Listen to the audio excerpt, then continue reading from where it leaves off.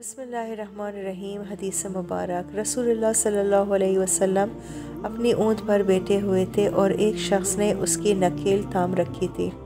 آپ صلی اللہ علیہ وسلم نے پوچھا، آج یہ کون سا دن ہے؟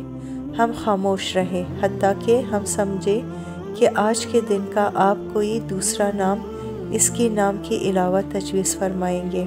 پھر آپ صلی اللہ علیہ وسلم نے فرمایا، کیا آج قربانی کا دن نہیں ہے؟ ہم نے عرض کیا، بے شک۔ اس کے بعد آپ صلی اللہ علیہ وسلم نے فرمایا، یہ کون سا مہینہ ہے؟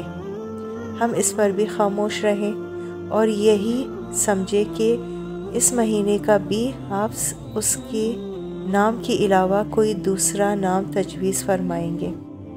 پھر آپ صلی اللہ علیہ وسلم نے فرمایا، کیا یہ ذوالحج کا مہینہ نہیں ہے؟ ہم نے عرض کیا، بے شک۔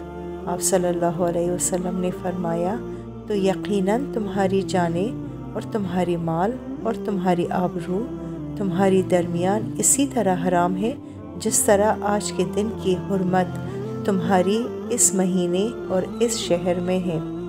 بس جو شخص حاضر ہے اسے چاہیے کہ غائب کو یہ بات پہنچا دے، کیونکہ ایسا ممکن ہے کہ جو شخص یہاں موجود ہے وہ ایسی شخص کو یہ خبر پہنچا دے جو اس سے زیادہ حدیث کا یاد رکھنے والا ہو۔